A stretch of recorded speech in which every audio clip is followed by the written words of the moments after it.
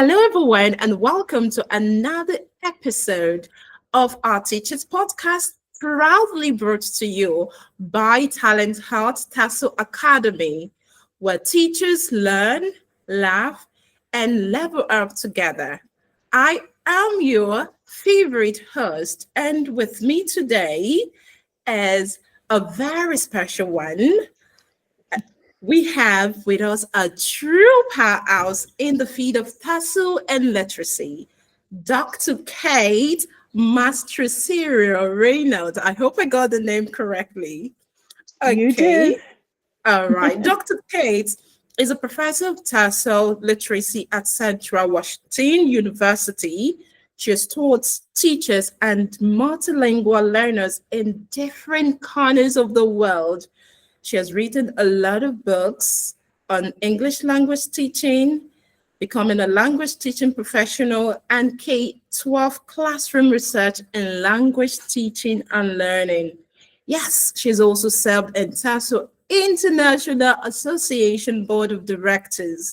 So yes, we've got some serious global wisdom in the building. Let's welcome Dr. Kate. You're welcome, Dr. Kate. Nice to have you Well, in the thank you. Teachers episode. You're welcome, ma'am. All right. For the teachers here watching us right now, I want you to get a cup of water, perhaps a snack, because we're going to learn, relearn, and learn again. So let's dive in. Okay, so I have some questions here that I'm going to be asking you, Dr. Kate, to get us kicked in the podcast. Good. The first one here in my list is this. After teaching in so many countries, I want to ask, or rather, I want to know which classroom surprised you the most and why. You can brag about the food. We wouldn't judge you, ma'am. Oh, Okay. I'm not surprised by many things. So it's hard for me to say what surprised me. I find that I have an unstoppable curiosity about cultures and peoples. So when I see something, I'm like, "Ooh, that's interesting." So it's not something surprising so much. I think about the Japanese children I saw when I was in Japan Wow. one of the last times, and they were so um, well behaved and curious and engaged, and they were trying so hard with English. I loved that they participated in their classrooms in a way that I don't think a lot of other cultures expect the children to participate. They have important jobs in the classroom, so Wow. they actually help facilitate things. So I guess if you want to say that's surprising, but I loved it. That's amazing. Wow, that's cool. Did I say my name? My bad. I am teacher Adriel, a phonics teacher. Yes, that's my name. That's so Okay. great. Oh, you're welcome. Okay, now we have number two question for you. Okay, now you've worked with teachers and learners across continents. If you could describe your teaching journey in just 3 words, what would that be? Oh, that is so hard. Okay, so I thought a lot about this one. Fascinating, Okay. intriguing, Wow. and usually eventful. Hmm. So those are my 3 words. Wow. Fascinating, intriguing, and eventful. That's beautiful. That's nice. Okay, good. We are going to learn an insight now. Okay. Now, many teachers listening today are multilingual classrooms. What's one realistic strategy teachers can use to help students learn English and understand subject content at the same time? Yeah, it's such a complex question because there's so many things one can do. But I think um, there would be a combination between analyzing the language that the students need to achieve the content goals or objectives and Mhm. engaging in task-based instruction. So creating tasks for them to engage with that academic content and use the language. Hmm, that's fine. I think I like that. Really, when you engage in task, you will know if they are really decoding what you're saying or learning. That's fine. Okay. Mm-hmm, We are mm-hmm. getting in straight to the next question. And Dr. Kate, you are giving it well. Oh, that's good. I've never done a Okay. podcast before, so this is my Oh, first one. really? Oh, that's interesting. You're going to share your experience at the end of the podcast. Okay. So we Okay. have, all right. So we have another question for you. You've talked a lot about language and content integrated instruction. Can you Mhm. break that can you break that down for a teacher in a rural or low resource classroom who is thinking, where do I even start from? Yeah. The easiest thing to do is to look at what Jeff Zweers calls um, brick terms like vocabulary and mortar expressions. So Okay. brick terms are those bold words in the chapter that a student might need to learn. And the mortar terms are the phrases and the expressions used between those terms to hold the discourse together. So I love that metaphor. It works very well. So if a teacher is just looking for the basics and they don't have any resources, they have to deliver a lecture to the students and teach them these concepts. I would make sure I keep a word bank of the brick terms and the mortar expressions on the board as I'm delivering my lecture, as I'm writing down what I'd like the students to write down in their notebooks. Hmm. I would make sure to highlight those expressions and make sure I pre-taught those and expected the students to learn those. So that's maybe the first layer. The first That's layer of fine. it. There are Wow. lots of layers. Okay. Do you have a book on that, like a basic for teachers to kickstart with it? You have a book on that? I my content-based instruction book is more for people who are a little bit more advanced in the field, who are looking at different models.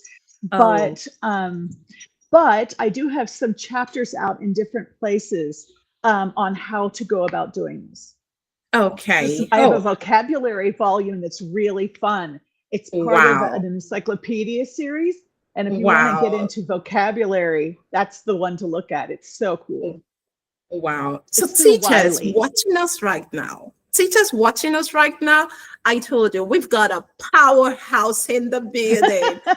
I hope you're writing and jotting I'm down. so embarrassed. Okay. I'm very sure at the end of the podcast, they're going to come into your DM or your profile and learn more from you. Okay. Yay. All right. We go in on to the next question. Okay, that will be number 6. You've trained a lot of teachers globally, right? Mhm. Okay. So what's one teaching practice you've seen abroad that you wish more teachers Oh, everywhere would adopt? oh gosh. Well, I think what stands out for me that it would help so many teachers was a Okay. practice I saw in Ukraine. I taught in Kharkiv, Ukraine in 2007, 2008 on a Fulbright. Wow. And so I was there a year. And what I noticed is that every class had sort of a teacher assistant sort of person who was a lead student. And Hmm. that lead student would interface between the teacher and the other students. So if you wanted to make sure that they had done a specific homework assignment in advance, you could let that student know, and they would check in with all the other students to make Wow. sure. And so I loved that because it allowed me time to make sure the students had the materials they needed for a specific day, to prepare a specific reading or specific pages for discussion and activities. I just could use a teacher assistant all the time. Actually, I could use a producer for my classes. So if you know anybody who wants to be a producer for a class, just Wow. like on the Wow. radio or something. Wow, that's amazing. Do you know what? I think I'm going to adopt this style in my classroom too. Wow. Nice, So, nice. oh, so that is in the classroom. Let's say you give them an homework and you want them to you want them to get everything, or you want them to be in check. Then you assign someone in the classroom, lead teacher or lead student. That's beautiful. Yes. I'm going to use it. Okay. So we got another question now. What's one common mistake we teachers make when teaching English learners that we might not even realize we're making? A lot of teachers that teach, they have the teaching style in their mind. Oh, I'm the best. But somewhere, somehow, they're making a mistake. What's one Yes. that you could tell? One of the mistakes I think a lot of teachers make, and I don't know how many contexts this is appropriate in, because it really depends on how much we're intellectually challenging the students. But in a lot of situations, we don't intellectually challenge the students. We enable them. So we don't challenge them to learn at the next level. We're not thinking about their placement on a proficiency scale and looking for the next level up and say, okay, I've got to challenge them where they are to get to that next level and to work on certain things. So I think if we're not thinking about the individual students and their skills and where they are on proficiency levels and challenging them, we might be enabling them to just be static. So, individually paying attention to the learner, knowing where the individual students are in their speaking, listening, reading, and writing, and then targeting their levels, I think is one of the best things we can do for them. And it prevents us from enabling them to just stay static. That's beautiful. I like that. You must be an intentional teacher. Yes, I could Yes. tell.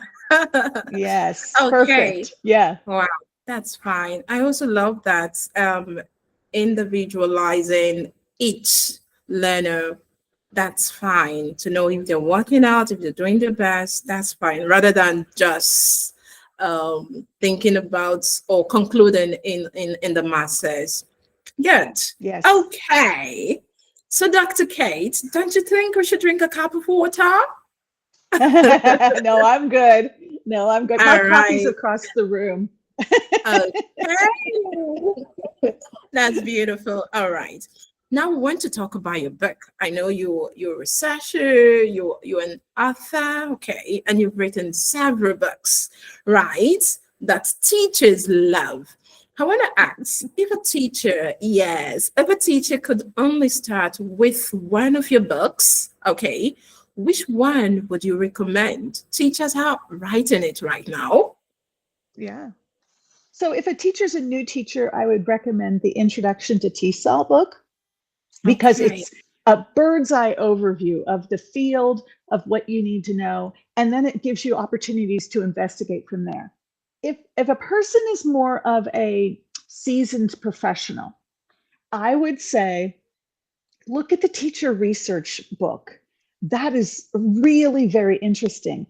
And it shows how teachers are engaging in research in their classrooms to understand their students better, to understand what the students can do, what their language proficiency is, and how to better help them. So that would be for those seasoned professionals. Okay. So, dear amazing teachers, do you want to get a book? I know you want to get a book.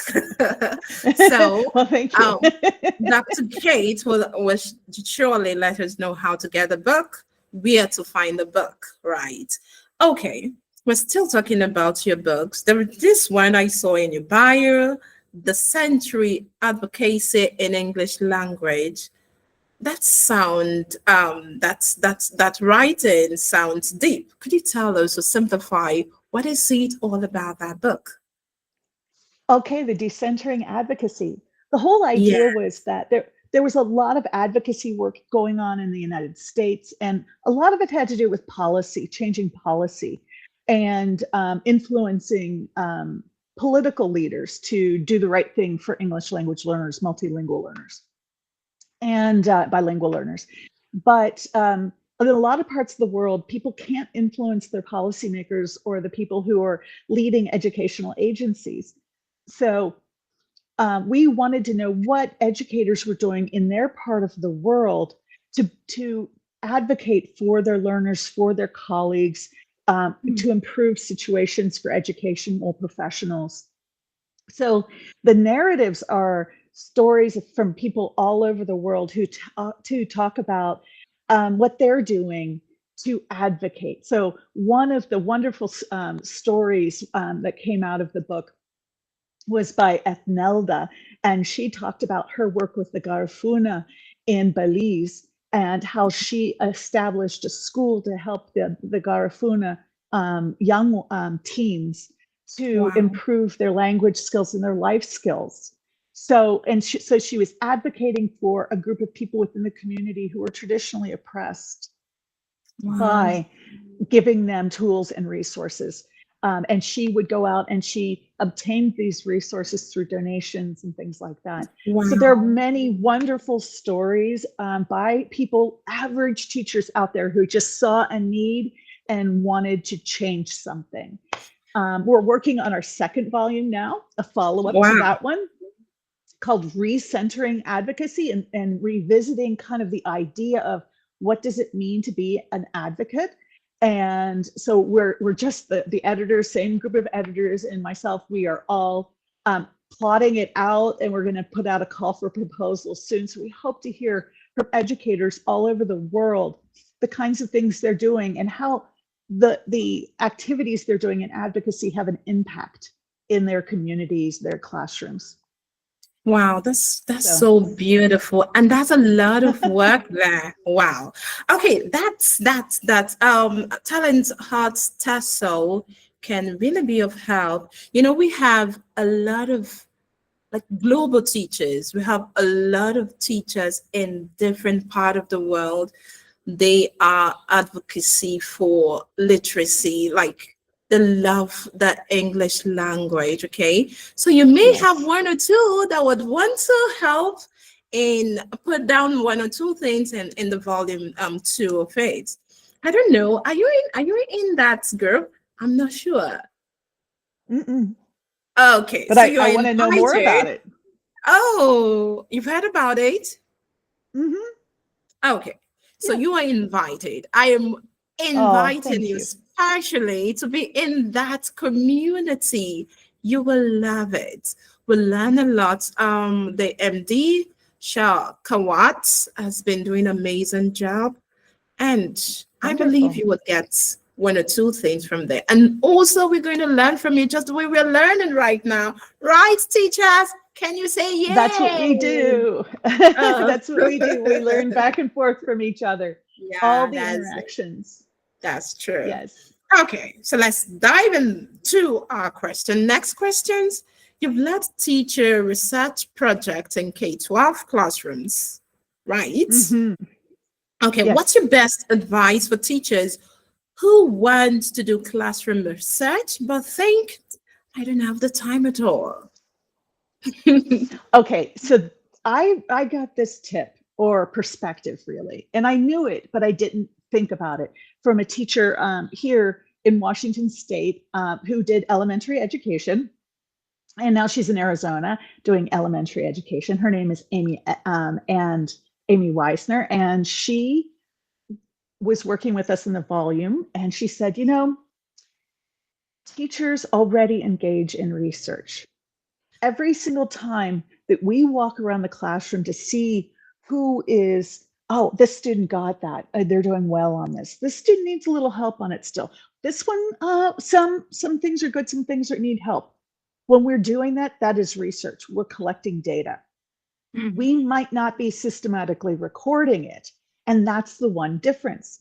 The simple thing is to just systematically record observations or data or collect information to analyze. That is research. So anytime we're doing that and we're saying, okay, out of the quizzes that I did, this many students got it, this many students did it. Now let me reflect on what happened in the classroom. Could I have done this better? Could I have done this better? I'm going to change it for the next time and see what happens. That's research. So the simple thing is we all do it. We might not call it research. So let's not get weird and worried about the word research, right? Let's just Yeah. try to systematically record what we're seeing. And if you learn a couple systems, methodologies, research methodologies that work for your classroom and the kind of information you want to learn about your students' learning, you're engaging in research. And then my recommendation is please share that back to the community through a presentation or a podcast or a TikTok. Let people know this is what's happening and this is what I've learned through this process. That is research, and sharing back to the community helps the community grow. Amazing. And that's what you're just doing, coming in, accepting our invitation, helping the community learn. So you've heard that, teachers. And one way is systematically collecting data. You have to observe, put them down, look at what works for you, write the methodology, and give it out. That's a form of research. Wow, that's nice. That's amazing. Okay, now we're going to the next question on leadership and global perspective. Serving on the TESOL International Board must have been quite the ride, I must say. Yeah, you have a lot of hats on. What's one lesson you learned about leadership in education from that experience? I think there were so many lessons learned that it's hard to put my finger on one of them. But I observed other great leaders, people who cared so much, and I tried to pick up tips. One of them is about deep listening, really listening to what other people say, letting them finish what they're going to say, asking them, did I understand you correctly? Is this really what your message was about? And then proceeding into a conversation as opposed to immediately responding to or cutting people off. I get excited. So I want to jump into the conversation. So really listening deeply and in really trying to make sure that full comprehension of what people have to say has been received and received appropriately. And then engaging further with what they're really trying to convey to you. Amazing, amazing. At this point in time, I want to pause and be sure you are done with what you are saying. Yes, absolutely. Wow, I was done. listening. I think I learned that. Oftentimes, we really want to, most especially when we have so much to say, we want to jump in. I will take that deep listening and be sure your listener is all done saying what he or she wants to say. I love that. Dr. Kate, thank you for teaching us. Okay, so we're going to the next one. Number 12, you've taught in so many cultural contests. What's one funny, unforgettable moment that still makes you smile, even while we're talking about it right now? Okay. Oh, I don't know. There's so many things. Wow. I guess the funniest thing for me was in Ukraine. I'm going to go back to Ukraine because it was such a different cultural experience.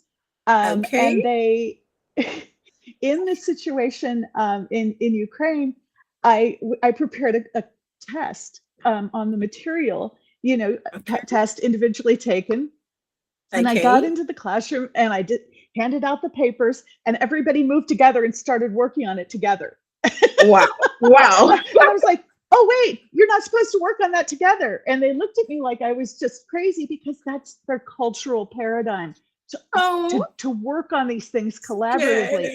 And my cultural paradigm, it's an individual accomplishment. So I was like, okay, note to self, they don't do exams. I couldn't believe it. So Oh my goodness, that's so funny. I can imagine, what would you have done? Maybe if I were you, like, I did. I just said, okay, we'll just do it together. Because if I tried to move them apart, and I did, they were like, no, okay. we can't do that. And so it just wasn't in their frame of reference. And I thought, Wow, okay, I will wow, adjust. wow, wow, wow, wow. That's really, really funny. That's so, so super funny. Okay, thank you for sharing that with us. At least I got some laughter bust. Okay. All right. So we're going to the next one, teacher growth and motivation. We are almost rounding up. Teaching can be exhausting. What keeps Oh you yeah. motivated despite the tough days? Like sometimes when I want to go to school, when I want to teach my learners in the morning, I am so super ready. But when I'm coming back, oh my goodness, like this. Oh yeah. Yes. So They have for so much you, energy, right? yeah, what has helped you despite the tough days? What have helped you to keep on with what you're doing? Um, hmm. For me, I guess there are two things. Okay. One, I really think about the children's parents. Hmm. What do the children's parents, and it doesn't matter if you're talking a kindergartner or somebody in 12th grade, what what do the parents want for their children? What are their hopes for those children? So I try to remember that I'm a parent and I have really high hopes for my child. And so I want that teacher to always value that child and that child's journey and my hopes for that child for the future. So keeping that in mind and knowing that each of these children, it has a huge future, and even though they might exhaust me at times and Yeah. I might be tired, that it's really my duty to them to keep them in the forefront. The second thing that I do is I work on really fun projects that get me stimulated and excited about the field. I volunteer for TESOL International Association. I Wow. do all kinds of different projects for my university or my community. Right now, I volunteered for a diversity board in my community. Wow, So that's those are the nice. kinds of things that keep me energized and keep me informed. And so, it's outside of work, but it's work adjacent, right? It's next to my Wow. work. And so, Yeah. like example, a new book is exciting. I learn so much and I get to collaborate with brilliant people. So those are the kinds of things that give me the juice to keep going, the Wow. caffeine to keep going. Oh, and Wow. caffeine. That's fine. If I want to put it in one word, I think you are passionate. You are Yeah. passionate about your learners, about your hopes in life. Yeah, that's fine. I love that. Okay. Now we're going to the next, almost the last question for you. Okay. What advice would you give to teachers who feel like they're just surviving rather than thriving in their teaching career? Mm. Well, I would wonder why they feel that they're just surviving. Is it the material isn't that interesting and stimulating for them? Because if it's boring for them, it's far more boring for their students. So if we keep it interesting by having, interesting tasks or an energizing break, or, even just a minute to play freeze tag, slow motion freeze tag in the classroom, or to have the students sing a song or read a poem, small things that kind of liven up the classroom, that the teacher can interject to not only keep it fresh for them, but to keep it fresh for the students. I think that's important. The other thing is, if they're very tired, then feeling overworked, then it's really about self-care, making sure that they are taking care of themselves, eating right, getting good sleep, getting a bit of exercise, because that'll give them more energy. and not losing themselves in the whole process. So those are the things, I guess. Thank you very much. Oh, And I think, okay, I have to put a shout out to my husband. He's not here right now, but having a okay. really good husband helps. Wow, Because that's like amazing. he prepares dinners and he makes me Oh, coffee in the morning.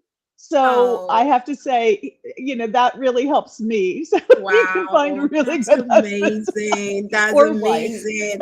A big shout out to him too. That's so nice. Okay, and finally, we are in the last question.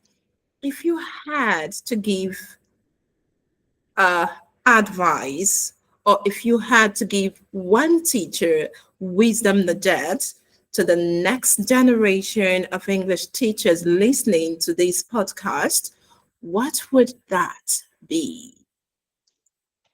Join a professional development association, whether it's Hmm. TESOL International. By the way, TESOL International has a global membership, so it's based on the gross domestic product for the country. So it's appropriate to the teachers' salaries. Join TESOL International Association, volunteer, get to know people. You'll learn so much. Join your regional TESOL, join another teaching professional association. There's one in Africa called ELTA, out to Yeah. Africa, and some wonderful people in Cameroon and some other locations in Africa who have put that together. They do great work. So shout out to all the wonderful teachers in Cameroon who have done that. Wow. Wonderful leaders there who have created their own affiliate to develop their own professional knowledge. So no matter where you are in your career, you can always learn from the other people who are there willing to share. So I would join a professional association. I mean, it's made my career. If it weren't for Wow. TESOL International Association, I would not be the professional I am today. Wow. So that is from Dr. Kate. You've heard that. Join a professional organization. We have a lot. The one you're listening right now, TESOL, TalentHut TESOL Academy. It's a blessing to be in that group. And the ones you just mentioned, you can join so to keep you heads up and keep going.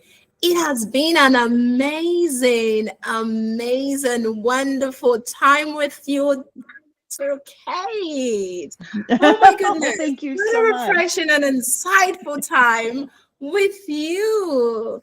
I want to say thank you so much for your time, for your heart, for your global teaching experience you just shared. We really learned a lot. And I know to every teacher listening to, they also learn so much.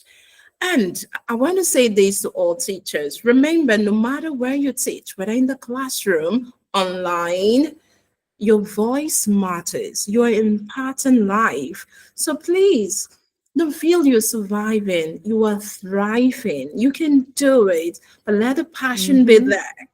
So this is it in our today's podcast. Until next time, keep teaching, keep learning, and keep being a passionate, loving teacher. Thank you, everybody, for watching.